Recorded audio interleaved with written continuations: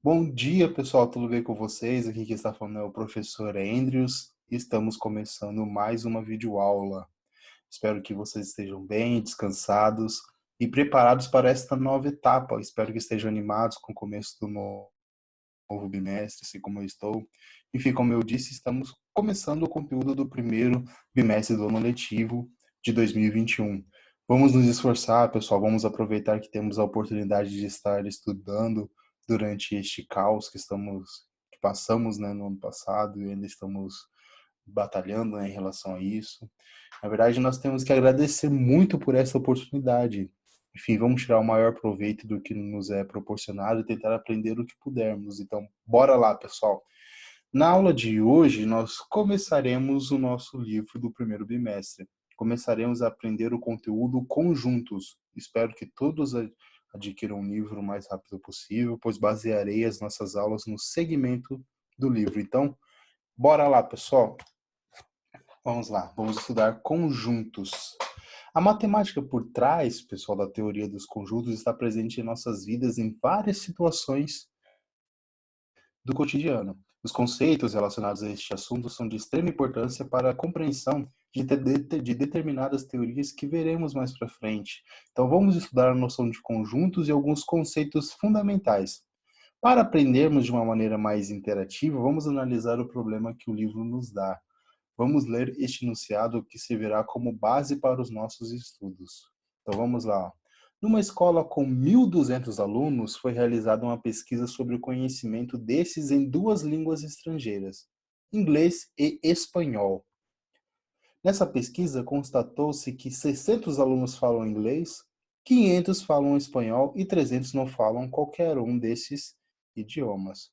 A perguntinha é a seguinte: escolhendo-se um aluno dessa escola ao acaso e sabendo-se que ele não fala inglês, qual a probabilidade de que este aluno fale espanhol? Então, nós temos que calcular aqui, pessoal, a probabilidade de escolher um aluno aleatório que não fale inglês e que fale espanhol. Como que nós podemos fazer isso? Vamos lá.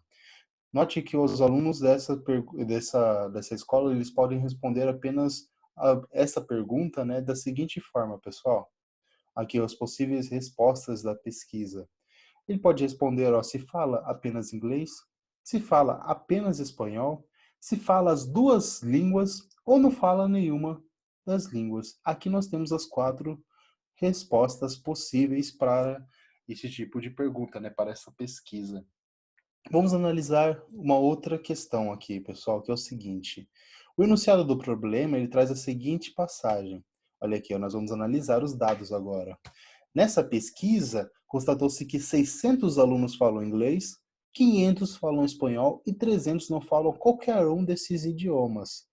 Olha, pessoal, se somarmos a quantidade de alunos que falam inglês, que falam espanhol e que não falam qualquer um desses idiomas, nós obteríamos 600 mais 500 mais 300, que é igual a 1.400, que é igual a 1.400, que está errado, né? Mas e aí, pessoal, vocês conseguem ver que temos um probleminha aqui?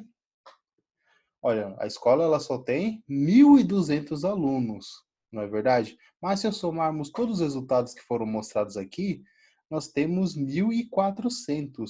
Nós temos um probleminha aqui. Vocês conseguem observar que dentro das respostas possíveis pode ocorrer casos diferentes? Por exemplo, aqui, pessoal, nós vimos que esse número ultrapassa a quantidade de alunos que responderam à pesquisa. Por que isso acontece? Isso acontece porque dentro dos alunos que responderam que falam inglês, que falam espanhol, nós temos alunos que falam as duas línguas, que estão dentro desses dois grupos, não é verdade? Nós temos, ó, respostas possíveis, pode ocorrer o caso de alunos que falam tanto espanhol quanto inglês, ou seja, eles pertencem aos dois grupos que nós estamos analisando. Então temos que tomar cuidado aqui. O problema desse exercício é que nós temos alunos que estão dentro dos dois grupos que estamos analisando. O que nós temos que observar também, pessoal? O exercício ele pede para calcular a probabilidade, mas como que fazemos isso? Vamos fazer tentar relembrar este conteúdo. Vamos lá. A probabilidade de um evento A ocorrer é dada pela razão entre o número de casos favoráveis e o número total de casos possíveis. Nós temos aqui, ó, Quais são os números de casos favoráveis? Nós estamos analisando a probabilidade de escolher um aluno que não fala inglês e que fale espanhol. Precisamos saber esta quantidade, mas como que fazemos isso? Então, nós sabemos já o seguinte, então, as 4 respostas possíveis, nós sabemos na análise de dados que temos alunos que falam tanto inglês quanto espanhol, e nós sabemos como fazer este cálculo no final. Então, vamos lá. Ou seja, o que nós precisamos aprender neste capítulo para responder esta questão, esse tipo de questão. Então vamos ler aqui, pessoal. Situações como apresentado anteriormente podem ser resolvidas utilizando a ideia de conjuntos e algumas operações entre eles. Olha, nós entendemos como conjunto uma coleção ou um grupo qualquer de objetos. Os objetos ou elementos que formam essa coleção são denominados elementos do conjunto. Então, olha o que nós temos aqui, pessoal. Vamos analisar o seguinte exemplo aqui, né? Para mim, bem parecido com a questão do nosso exercício. Vamos lá. Considere 5 alunos que responderam à pesquisa: Carolina Ribas, Bernardo Alves, Andressa Jobim, Fernando Gomes e Janaína Batista. Vamos chamar de A o conjunto das letras iniciais dos nomes desses alunos. Aqui temos uma representação desse conjunto da seguinte maneira. Olha, nós temos aqui 5 alunos. Carolina Ribas, nós vamos representar ela como se fosse a inicial dela. Então, ao invés de escrever Carolina Ribas, nós vamos escrever CR. Nós faremos isso para todos os membros deste conjunto. Então, aqui nós temos uma representação desse tipo de conjunto. Todos eles estão dentro de chaves, estão separados por vírgulas, ou podem ser separados por ponto e vírgula. Aqui, CR seria Carolina Ribas, BA seria Bernardo Alves, AJ seria Andressa Jobim, FG seria Fernando Gomes, JB seria Janaína Batista, e assim por diante. Beleza, pessoal? Nós temos 5 elementos que formam este grupo de pessoas que responderam esse tipo de pergunta. Beleza, pessoal? Porque nós temos aqui um conjunto com diversos elementos desse conjunto, e é assim que nós descrevemos eles. Esse conjunto que nós chamamos de A. Agora vamos ver uma propriedade de conjuntos. Olha, representamos esse conjunto da seguinte maneira. Aqui nós vimos que é A, dentro desse A nós temos CR, BA, AJ, FG e JB. Se alterarmos a ordem que indicamos as iniciais dos nomes, o conjunto A será o mesmo. Pois não é essa propriedadezinha aqui, pessoal. Em um conjunto, a ordem que os elementos são apresentados não importa. Então eu posso alterar todos os elementos do meu conjunto, a ordem dos meus elementos do meu conjunto, que eu estarei falando sobre o mesmo conjunto. Neste caso aqui, o conjunto A é o mesmo que o conjunto E. Os dois são iguais, porque eles possuem o mesmo número de elementos. Isso não é verdade? Se eu trocar a ordem dos elementos, não afetaria na característica do meu conjunto, né? Então, dois conjuntos são iguais quando têm os mesmos elementos. Agora vamos aprender a representar o conjunto de uma outra maneira. Considere o conjunto A formado pelos 10 algarismos do sistema decimal. Nós podemos representar o conjunto A de uma das seguintes formas. Aqui nós temos o conjunto A, pessoal. Aqui nós temos uma representação que nós chamamos de diagrama. Eu posso desenhar um círculo, né, uma elipse, e dentro desse círculo, essa elipse, eu vou colocar todos os elementos que formam o meu conjunto. Aqui, pessoal, olha o meu conjunto A. Ele tem 0, 1, 2, 3, 4, 5, 6, 7, 8, 9. Eu tenho 10 elementos que vai desde 0 até 9. Aqui nós temos a representação, onde eu vou escrever, fazer um círculo e colocar todos os meus elementos dentro. Aqui está o meu conjunto A. E aqui, pessoal, pela representação dos elementos, que a apresentação dos elementos que nós vimos no exemplo anterior, nós podemos escrever dentro de chaves, na verdade. Olha, o conjunto A, ele é igual, eu vou abrir as chaves e vou escrever todos os meus elementos. 0, 1, 2, 3, 4, 5, 6, 7, 8, 9. Aqui está em ordem crescente, mas tanto faz a ordem. Lembra que conjuntos que têm os mesmos elementos, não importa a ordem, porque eles serão iguais. Nós temos um outro tipo de representação, pessoal. O que vocês conseguem observar destes números aqui? Todos esses números aqui, eles são o quê? Naturais e menores do que 10. Não é verdade? Porque eles são naturais, pessoal. Eu não tenho aqui nenhum número inteiro, nenhum número negativo, e não tenho nenhum número racional. Eu não tenho nenhum número quebrado, 1,5, 2,5. Eu só tenho números naturais aqui, menores do que 10. Existe uma outra forma de escrever este conjunto, de representar este conjunto, que é dessa seguinte forma, pessoal, por meio de uma propriedade. Aqui eu tenho o seguinte, olha, o conjunto A, que é o que eu estou analisando, ele pode ser escrito da seguinte forma, eu vou abrir uma chaves novamente, e escreverei o seguinte, olha pessoal, seja X um elemento que pertence a esse conjunto, um elemento qualquer, o X, ele é tal que X é um número natural menor do que 10. Então é assim que nós escrevemos, pessoal. Olha aqui. Eu tenho que x pode ser um número qualquer, mas esse x, ele pertence ao conjunto A, e por ele pertencer ao conjunto A, ele é um número natural menor do que 10. Esta barrinha aqui que nós temos, dentro do colchetes, é um símbolo matemático, pessoal, que significa tal que ou de modo que. Ou seja, o x pertence ao A de modo que x é um número natural menor do que 10. Não se preocupem em relação a essa parte simbólica que nós iremos ver, a parte de matemática, né? Que nós iremos abordar bastante sobre isso. Todos os exercícios que eu fizer, eu vou mandar para vocês e vou explicar passo a passo do que eu estou escrevendo dentro das nossas propriedades do conjunto, beleza, pessoal? Mas nós iremos aprender durante as nossas aulas. Então vamos lá. Então, o que nós podemos observar? Existe essa forma de escrever por meio de diagrama. Existe como essa forma de escrever pela apresentação dos elementos, colocando todos eles dentro de chaves. Existe essa forma de escrever como se fosse uma propriedade. Sendo o x um número que pertence a esse conjunto, ele pertence a esse conjunto se ele for número natural e menor do que 10. Beleza? Agora vamos aprender a relação de pertinência. Vamos lá. Vamos considerar o conjunto A descrito anteriormente. Aqui nós temos as iniciais, né, de cada um dos alunos que responderam à pesquisa, né? CR, BA, J, FG e JB. Vamos lá. Como as iniciais CR é um elemento do conjunto A, dizemos que o elemento CR pertence ao conjunto A. E indicamos por CR pertence a A. Este símbolo aqui, pessoal, quero que vocês guardem. Quando nós estamos falando de um elemento, se um elemento pertence a um certo conjunto, nós utilizamos este símbolo ao invés de escrever pertence. Ou seja, CR pertence ao conjunto A. É um outro símbolo que nós devemos aprender. Nós aprendemos o símbolo da barrinha, significa tal que. E agora nós aprendemos esse símbolo aqui, que é um E, um pouco diferente, que significa pertence, ou seja, CR pertence a A. Por outro lado, como AM não são iniciais de um nome que está no conjunto A, olha aqui, nós não temos nenhum AM dentro desse conjunto. Ó. O conjunto ele está fechado aqui, nós temos a chavezinha, e não temos nenhum AM. Então, nós falamos que a AM não pertence ao conjunto A. Então, nós escrevemos dessa seguinte forma.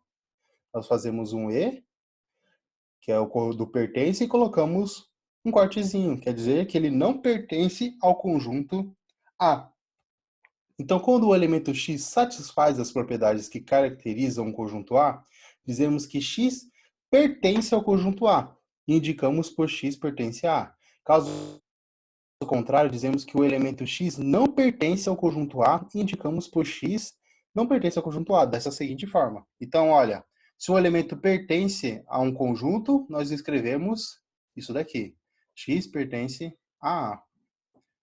Por exemplo, pessoal, se eu estou analisando o conjunto dos números naturais, se eu falar o número 2, será que ele pertence ao conjunto dos números naturais?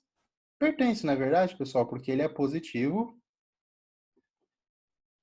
um inteiro positivo. Então, aqui nós temos que essa relação é verdadeira. E agora, menos 1, pertence ao conjunto dos números naturais? Os conjuntos dos números naturais são positivos, não é verdade? Então, nós não podemos falar que o menos 1 pertence ao conjunto dos números naturais. Então, nós temos que escrever dessa seguinte forma. Colocamos o E e fazemos essa barrinha, esse corte.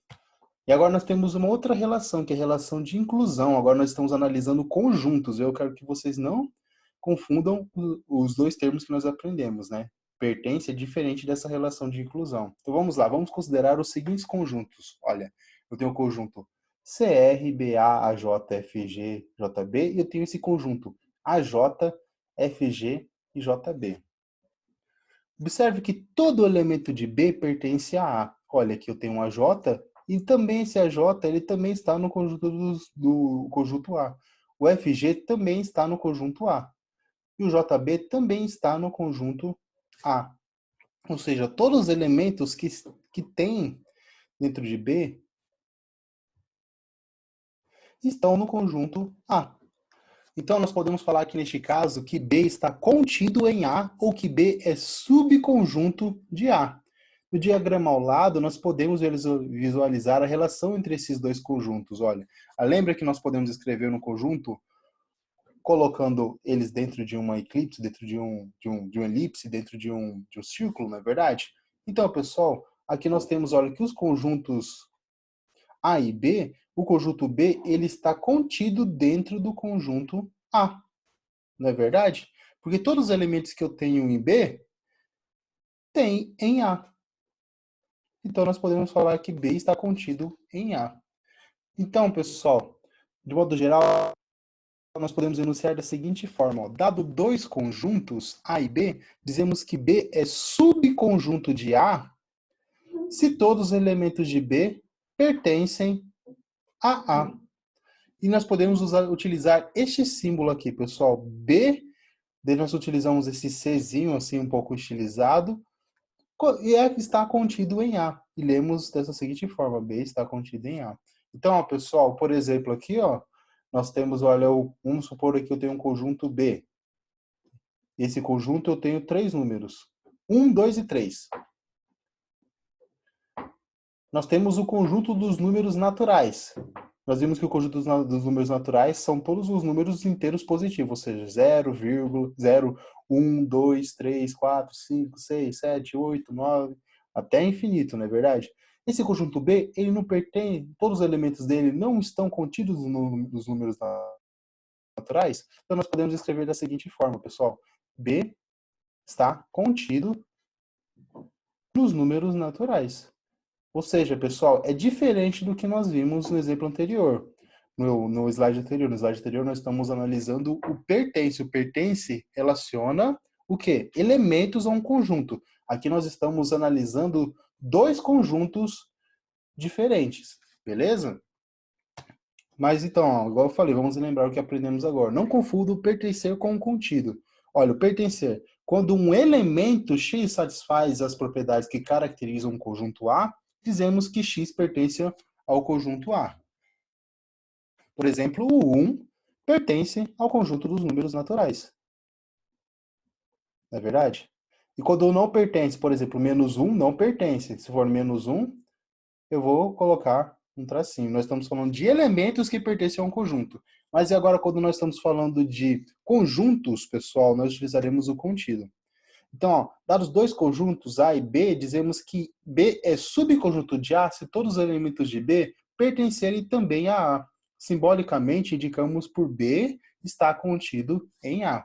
Então, aqui nós temos análise entre dois conjuntos. É diferente contido com o pertence, pessoal. Pertence, nós estamos analisando elementos em relação ao conjunto. Contido, estamos analisando conjunto com conjunto. Beleza, pessoal? E é isso aí, a nossa aula nós encerramos por aqui, senão vai ficar muito extensa. Eu mandarei mais alguns exercícios durante a semana que eu irei fazer sobre este conteúdo e também um cronograma para os alunos que estão assistindo a aula de casa para não ficarem perdidos ou atrás do conteúdo enquanto nós resolveremos em sala de aula. E é isso, pessoal. Tenha uma ótima semana de estudo e qualquer dúvida é só mandar mensagem para mim através da coordenação. Até mais, pessoal. Tchau, tchau.